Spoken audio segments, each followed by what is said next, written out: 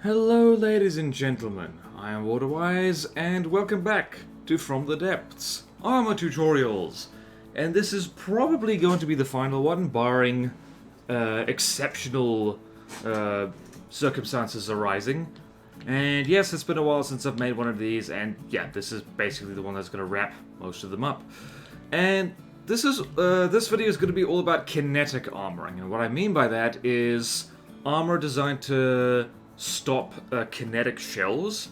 This is mostly going to be focusing on advanced cannons and the kind of ridiculously strong kinetic shells that they can fire, which is why I've got me testing railgun right here, which is quite possibly the ugliest gun I've ever made, but it is ideal for testing purposes because, well, it's got a hell lot of railgun charge and it does a lot of damage. And, well, in this case it's a hollow point, so I need to change that back, actually, because we're going to be talking about hollow points later. Okay, so what's the deal with kinetic armoring? Well, the first thing to discuss when defending your craft against kinetic weapons is that health is more important than armor when choosing what blocks to make your armor out of. And the reason for that is because past a certain point, kinetic shells can have such high armor values that, well, they basically ignore armor completely. So, to give you an idea of that, the highest armor piercing a shell arguably ever needs, unless there's ring shields or stuff like that being used, which is a whole different story, is about 72, because that is the armor of a heavy armor block with another heavy armor block behind it, providing armor stacking. Any more than that is arguably overkill, but that overkill is still kind of easy to get. And I say easy, this is a monster railgun shell. It's got an armor piercing value of 100.2. So it is a very strong shell, it's very good against armored targets, and it will rip straight through heavy armor with little effort. So yeah, so health is far more important because health is something that, well, you can't exactly bypass that. In order for a block to be destroyed, it needs to be reduced to 0 health, and generally there's no way to bypass that unless you use chemical penetrators such as heat and hash, which we've already talked about in a previous video. So, what kind of blocks are good for the whole health thing? Well, I have another formula for you. So some of you who have watched my previous armor tutorials might know of my structural efficiency formula, which I've forgotten. I can't remember it off the top of my head, but I'll remember it if I look at it again. But I'm not going to, because here's another formula. It's very simple. It's just health divided by cost, and that equals the health efficiency of a block. It's basically how many hit points you get per dollar. And so on screen now, boop, is going to be all the stuff, basically all the major structural components you're going to be using and their health efficiency. And, well, might as well read them out. Top of the list is wood. So this is all working off the health of beams. So wood has a rating of 216 because it's so darn cheap that you can get a huge amount of health for comparatively little materials. The problem is that's really horribly volume inefficient.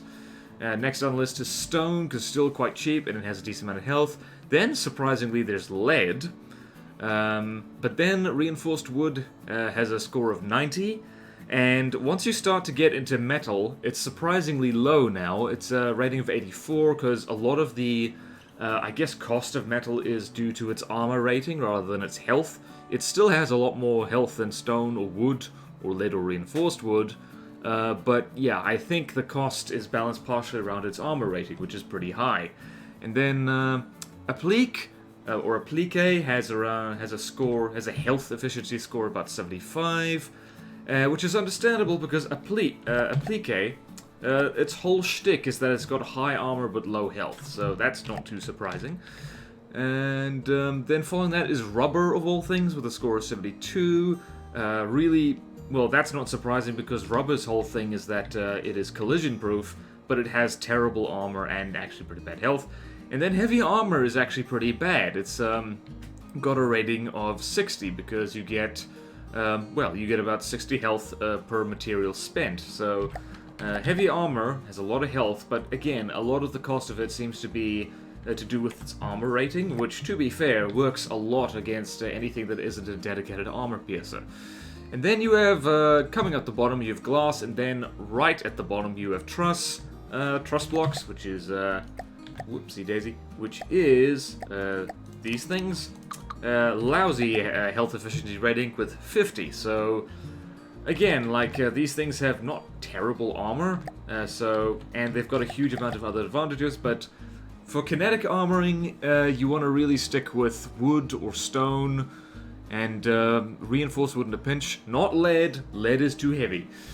But more on why you shouldn't actually rely on those cheaper materials anyway, but for now, we can safely conclude that health-wise, for cost, they're the best thing. And the best example of this is to compare 20 meters of wood with 4 meters of metal, because a wood beam is 4 materials, and so 4 times 20 equals, what was it? 4 times 20 equals 4 times 20 equals 80. So 80 materials worth of wood is 20 meters, but 80 materials worth of metal beams is just 4 meters, if my math is correct. So if we have, whoopsie daisy, if we have 4 meters of metal, can it stop this metal beam right here? And we're just going to have some, what are we going to have as a handy dandy marker for depth? Actually, you know what else we can have a handy dandy marker for depth? This thing.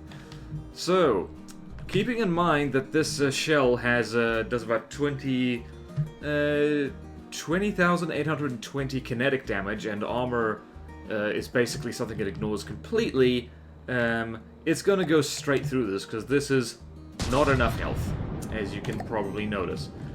And so, I'm just gonna delete all of those. And now, 20 meters of wood. Let's see how that does. So, 1, 2, 3, 4, 5, 6, 7, 8, 9, 10. And 1, 2, 3, 4, 5, 6, 7, 8, 9, 10. So that's 20. And how far does the shell go now? Okay. Let's try that again. But let's remember now that blocks relying on each other to stay, you know, alive and attached is a thing. Right. Okay. All the way through? Nope. So you see there, 4 meters of metal could not stop that shell, but the same cost of wood could. The problem is that 20 meters of armor is ridiculously thick and is not actually practical, because a craft with that much wooden armor is probably going to melt your PC and probably doesn't have any spare blocks available for important things like weapons and all that other stuff. So, let's just clear that, and let's just clear all this, and whoop. So, yep. Alright, so what is a more efficient way of stopping these super penetrator shells, apart from just block spam? Well, you will recall in previous Armour tutorial, I don't remember which one, but they'll all be linked down in the description, we were talking about slopes. Actually, I think it was the very first one. Yep, that's the one. Slopes take reduced kinetic damage, is basically the summation of that. So just a little reminder that the smaller the angle, or the steeper the angle rather, of the slope, the less damage it takes. So let us just, well, we can't really demonstrate that with this shell because it's actually kind of too strong. But suffice to say, just a little recap, that slopes take reduced kinetic damage. And so, basically for an n meter slope, you can calculate that multiplier as 1 divided by the square root of 1 plus n squared. Yeah, that's the one. That formula will appear on screen right now. Boom! Okay, so, what is more important than slopes, though, is wedges. So, what have we got here? We've got, let's see how far this goes. We are going to be cheeky, and we're going to stack metal beams like so, and we're going to see how far this gets. Is that activated? Yes, it is. And let's just do this now, just so we can be absolutely sure that we can see what we're doing. There, so this is...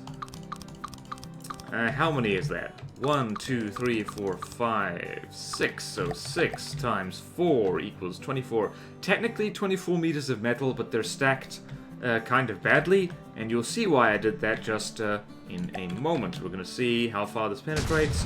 All the way through! All the way through, very much so. So let's do that again. But now, we're going to replace that with this. We're going to replace it with slopes. And does this go all the way through? Nope, it doesn't.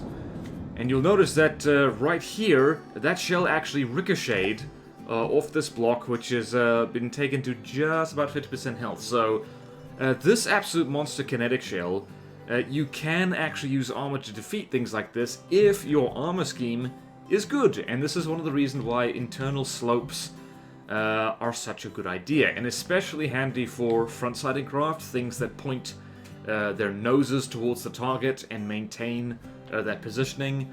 Internal slopes is a very good idea, but there's an even better option than that, and that is internal wedges. So remembering right now is that we've got multiple things like this, because wedges actually have the steepest angle of them all. If you put them right next to a slope, you'll see, I don't remember what angle this is exactly, but suffice to say it is a very, very steep angle, and they have exactly the same health as these slopes, so that's super handy. And now, remembering how far that thing penetrated, not too far at all, let's see how far this goes. Whoopsie daisy. Only got that far in. And that last block has only been reduced to 67% health, so wedges are amazing at stopping kinetic penetrators like this. They truly, truly are. And so if you're really paranoid about kinetic anything ruining your life, wedges are a very good idea. So yeah. What else? Well, one thing to note is that these penetrators are not the only worry that you have when fighting monster kinetic shells. The other thing you've got to worry about is the thing that this thing started with, which is Hollow-Point. So this thing has a thump armor pierce of 55, which means it's just shy of doing full damage to heavy armor. Remembering that thump damage ignores armor stacking bonuses and the impact handle, so slopes are no good against it, and neither is layering. And it does 22,000 thump damage, so to give you an idea of what this does against, well, your standard setup of metal. So, by standard setup of metal, I'm talking about, of course, like just 4 meters of metal like this. 1, 2, 3, 4, and 1, 2, 3, 4. Boom. Alright, so this is a solid chunk of armor, and that's very explosion resistant and all that kind of stuff, very frag resistant. And that just does... Whoopsie daisy, I did not remove the...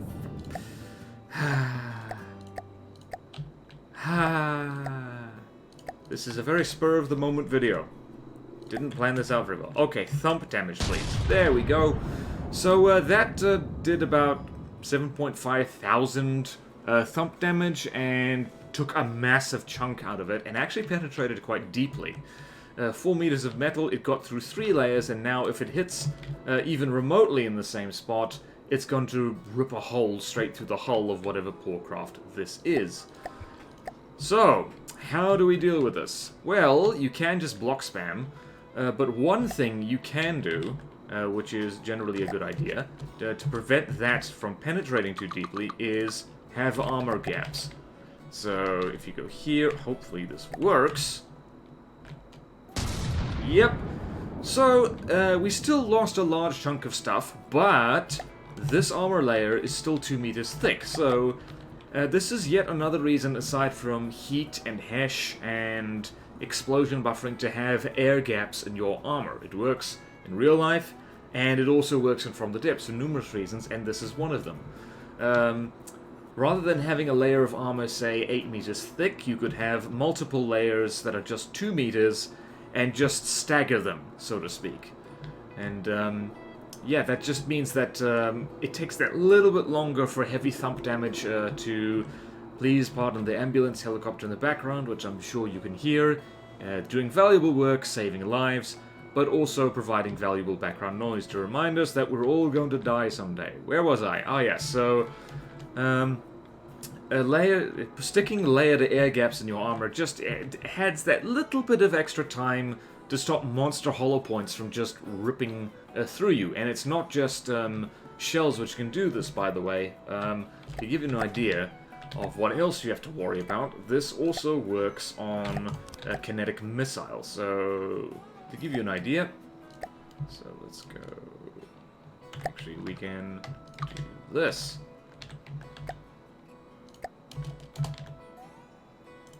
This is a huge missile.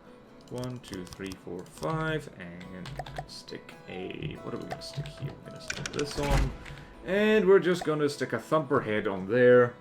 Thumper head. Valuable first fuel tank, and we're just going to go reinforced body, and we're going to set this guy all the way up to there. And we're going to delete this. And we're going to place over here, right in front of this bad boy, 4 layers of metal. 1, 2, 3, 4. 1, 2, 3, 4. 1, 2, 3, 4. 1, 2, 3, 4.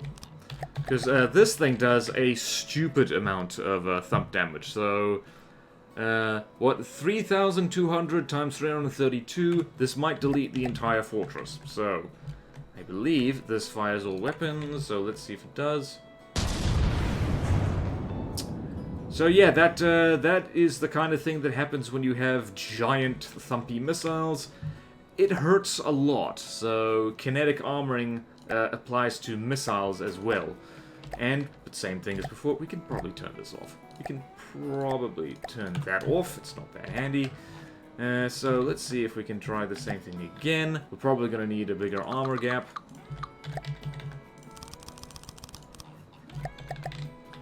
Slightly more stuff there, but it's okay. Let's see if this saves the heavy armor. Not quite. So there you have an issue, and that armor gapping, so to speak, only works to a certain point.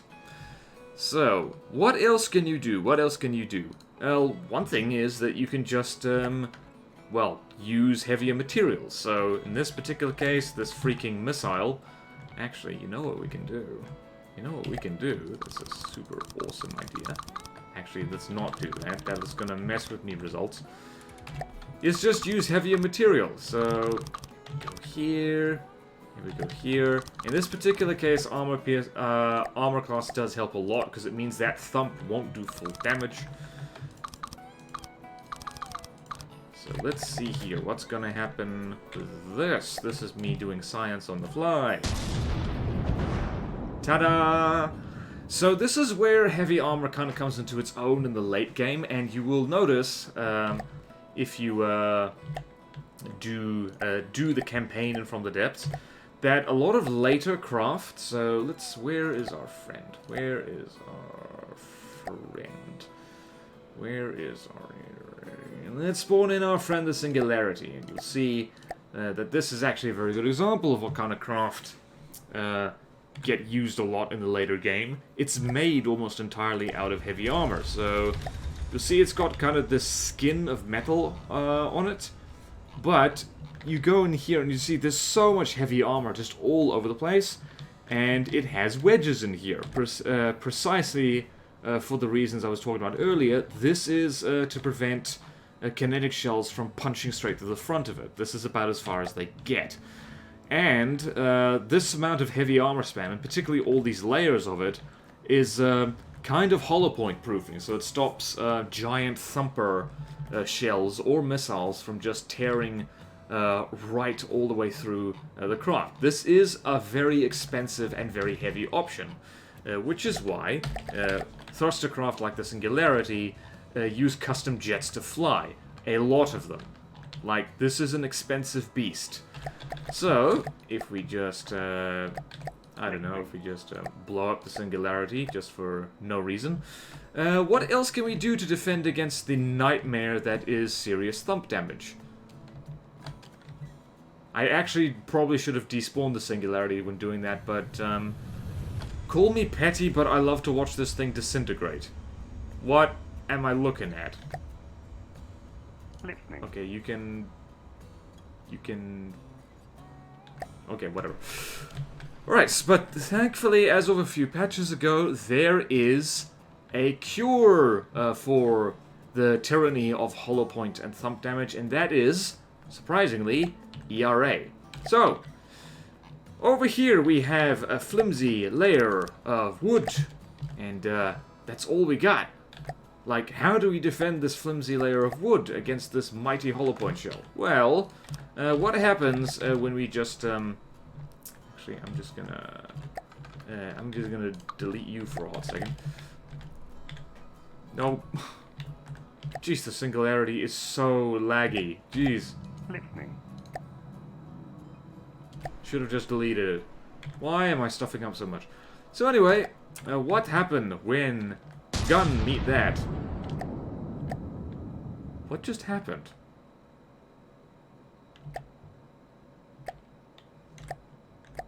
Wow, that was weird. What? What? That was unexpected. What just happened? There we go! What the hell was that? Okay, so notwithstanding the weird thing that just happened, ERA triggers thump damage, and it stops it. So this works for both Hesh and Hollow-Point, and I have not tested it with missiles, and so I'm going to do that right now. I'm going to stick an ERA right here, and if it does work, oh mama. Oh mama, we are in business.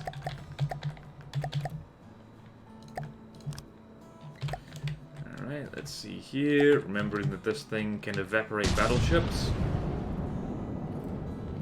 What is this? What? Well, it stopped it. Oh, that's funny. I like that. We gotta do that again. What the... What? Listening. This video's not going according to plan. There's all kinds of unplanned things happening. We gotta see that. I gotta see that again. Is that a fluke? There's no way. That is... What?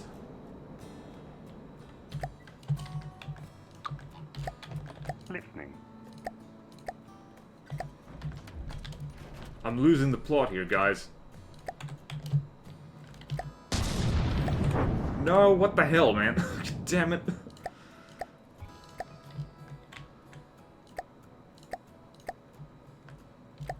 Where'd my ERA go? What the? This is weird. I'm discovering weird things.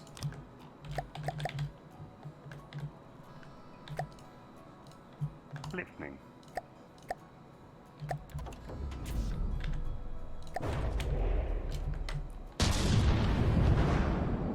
And that did nothing. Okay, so we're gonna treat that as a bug report. Or something. What is going on? What is going on? What is going on? Okay, let's try this now. Does that work on Mr. Giant Missile? This is the weirdest tutorial I've ever made. This is bizarre. Oh my word, it does work. It does work. It's... What?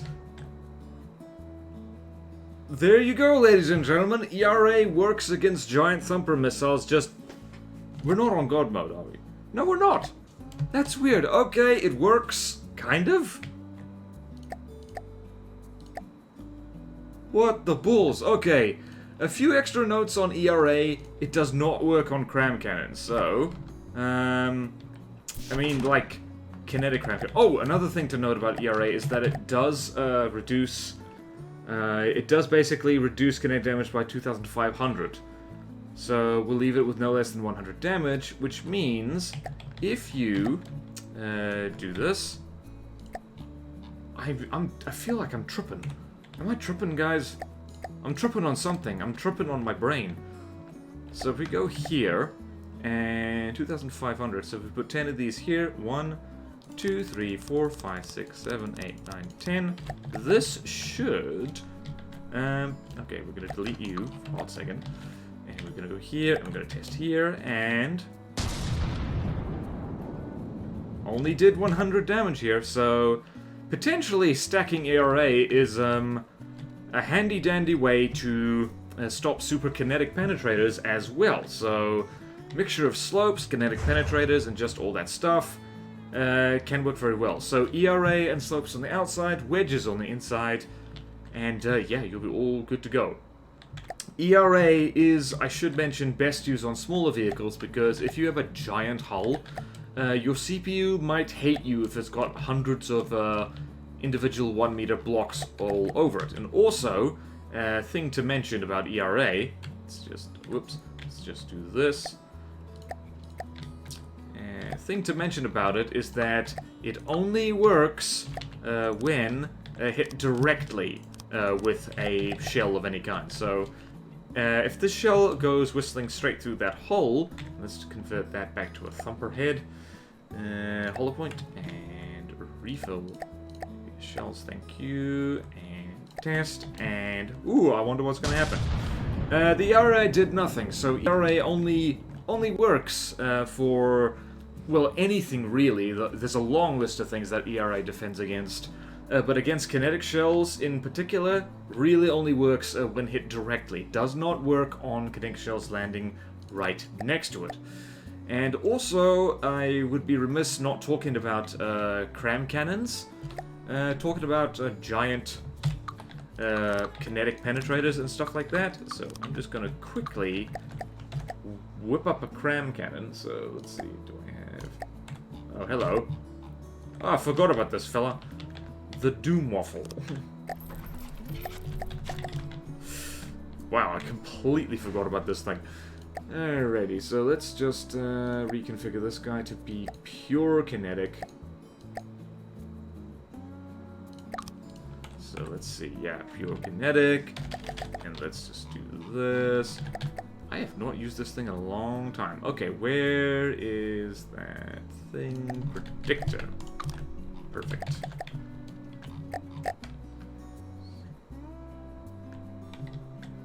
Ah, that's why.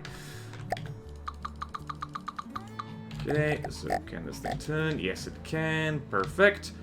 Alright, so CRAM cannon versus... hang on. We also need to adjust the fuses on this thing, because fun fact about CRAM cannons is that if they don't have the right fuses, they don't work. So, we're gonna set time from first impact. Whoop.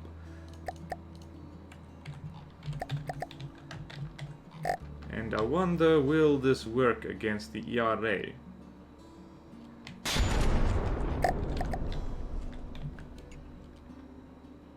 Yes, it does. Yes, it does. Yeah, so ERA is completely useless against CRAM cannons. It does nothing against them at all. And that also is the case if they use frag or anything else like that.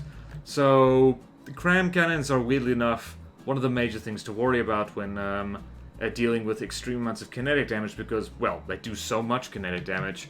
And ERA doesn't work. But slopes work. Slopes work just fine. Okay, so that about does it for this video. I'm sorry, this was a weird tutorial. A lot of unexpected stuff was happening, but I think you get the drill. Basically, kinetic damage, block spam, slopes, wedges, ERA. And, yeah, that's about it. So, thank you all so much for watching this rather weird video. Like, comment, subscribe if you want to see more videos like this. Support me on Patreon or YouTube membership if you like. It really helps. And there's fun perks in it for you. Thank you to all my current supporters, and I will see you next time in From the Depths, where hopefully less unscripted weirdness happens. Farewell.